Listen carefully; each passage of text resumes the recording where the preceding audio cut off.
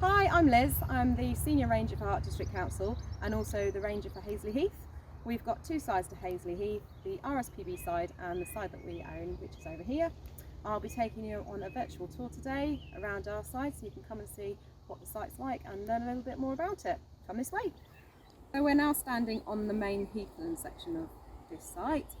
The site Hazeley Heath is actually designated a triple SI, which is a site of special scientific interest for its heathland that we have here.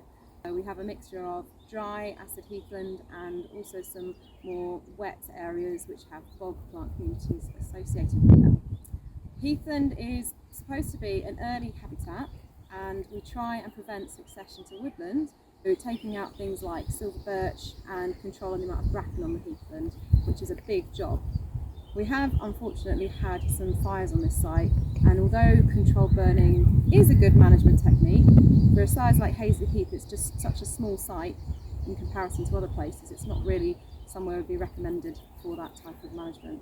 On my left hand side here you can see we've got the most recent fire from last year, 2020, and you can see there's a lot of regeneration of grass quite quickly. Unfortunately it's purple moorgrass which is really dominant on the site, and the best way to control it is actually through grazing. On this side, on my right, you can see in the foreground the area that was burnt a few years ago, and it's actually coming back really nicely now with a lot of more wildflower and dwarf scrub, which is probably more like what we want on the site.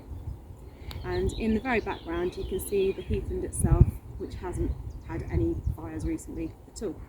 Down the middle here, this bit that I'm standing on, is the area that we would create fire breaks from cutting, and the idea of those is to stop the fires from spreading across the whole heathland, and I think this shows a really good example of how that worked last year for us. So you might be able to make out the noise of the busy road in the distance. We've had to install fencing along the roadside as part of our grazing for this site. So we're bringing cattle on this year, and we're using a really exciting new system which is invisible fencing but without the cables that run underground. So it's all controlled by GPS and apps on your phone. As a secondary precaution, the cows should never get out this far on site because they'll be grazing down in the heathland, but just in case they do, we've got this fencing here which should be a secondary barrier and make sure that they stay safe. So we've now reached the end of the tour. Thanks for listening. I hope you found it interesting. If you'd like to find out more about the work we do, please visit the council website. Alternatively, we'd really love it if you want to come and do some actual volunteering and get your hands a bit dirty. So again, visit our website and find out more that way. See you soon, hopefully. Bye bye.